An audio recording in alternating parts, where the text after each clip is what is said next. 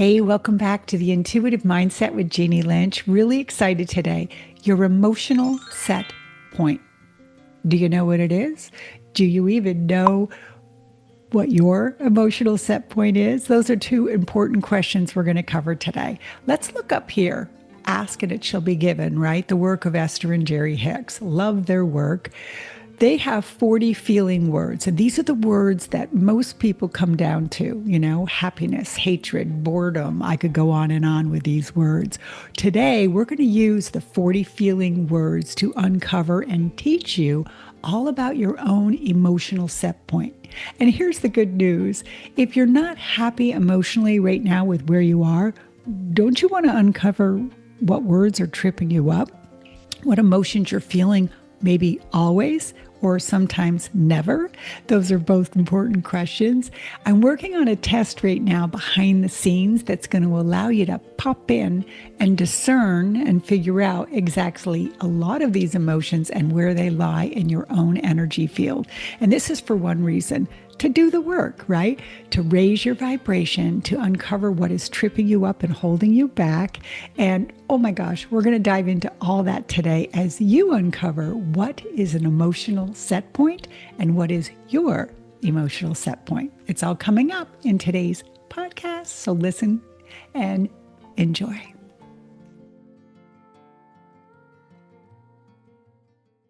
An emotional set point is like your inner thermostat, but instead of controlling temperature in this case, it regulates your usual emotional state.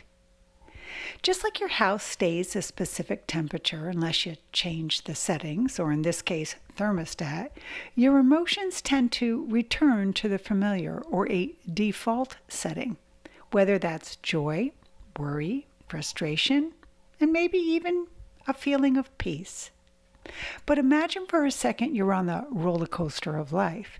And we all know that sometimes you might feel super excited during those high points and then turn around and be down for a while when you hit those lows. But what happens eventually is you typically come back to your own emotional home base. That's the set point base that we're talking about today, is your dominant vibration, or your usual frequency. It's shaped by those thoughts you have, those beliefs, those past experiences that you can't seem to let go of, and even those daily practices that you engage in. So here's the really good news. It can be reprogrammed. Mindfulness and gratitude and healing practices can gradually raise your emotional set point, allowing that default setting to become more of peace and joy and calm rather than the feelings of stress and sadness. But the truth is, the awareness and the work must be done. That's what this whole concept is all about. A greater understanding of where you lie and what is tripping you up.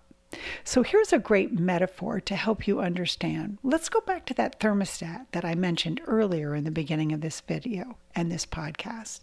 Think of your emotions for a second, just like setting that room or the temperature.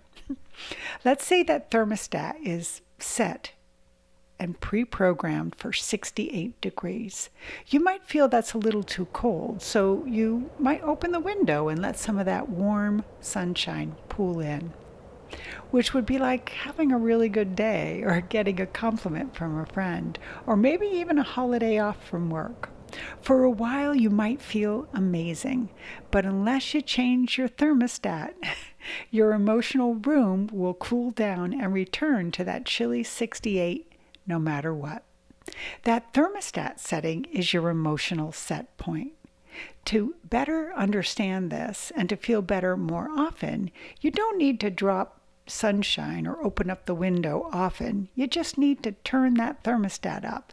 That's what we'll be talking about and explaining today in this beautiful idea of the emotional set point. Hey, before we leave, I want to share one funny story that I think will illustrate all that we've talked about in this video today. And I've changed the name of my client, so, for privacy purposes, obviously. I call this story Monday in the Mandy Blues, okay? My friend Mandy dreaded dreaded Mondays. And she would start this whole dread, usually 3 o'clock on a Sunday afternoon. If we were out doing anything together, she would start hemming and hawing about the work week that was on its way. So one day I challenged her. I said, can you just give me like 7 to 10 days to try to switch your mindset around this dread you have for your work? Because I know you like your job, but why is it that you start this habit? It was a habit of dreading going into work the next day. Well, she explained a little bit of it, but I kind of cut her off and I said, let me challenge you with one simple act. Monday, when you get to work, I want you to text me and I want you to find one thing in your 8-hour day that you can send me through text that you liked about your day. Well, she rolled her eyes and she agreed. And I said, let's just try this, right? So Monday came and sure enough, she got to her lunch and she texted me a funny little emoji and said, ugh, my salad is cold. Laugh out loud. Well, she was well on her way. This happened the next day, Tuesday, Wednesday, Thursday, Friday, okay? She continued this the next week. She kept sending me these texts of things that she actually liked during her job. She started to notice at the end of week 2 that there was a lot about her job she actually liked. In fact, even through the day, she was looking for things that she started noticing things that she actually liked because she had this awareness of bringing more positivity to it, okay? So at the end of 2 weeks, was she, from bliss to piss? No. But she said to me she was neutral. And I just thought that was a really good and fascinating thought, that this work being aware of your emotional set point and knowing when the ups and downs are coming doesn't make you automatically happy. Come on, life is out there, right? But it does give you the tools and the awareness that this is something that you can control. Not a good word I like to use, but change and alter with your awareness. So we talked in this video about those things that you could do. And so here's my question to you. Do you have any you could share? Because I think the more that we can share what changes our vibration and gives us energy to our emotional set point, the better off we'll be. So remember, all the links to all the videos and a whole playlist I have about your emotional set point are here in my podcast and in my YouTube channel. Remember, this is a great reference book if you want to learn more. It is kind of the law of attraction, but not in the manifesting energy. It's really more about understanding your vibration and the words attached to those emotions. And thank you for letting me share today. That is all. I hope you enjoyed Monday and the Mandy Blues and today's video on your emotional set point. Get out there and raise your vibration. We'll see you next video. Bye for now. Namaste.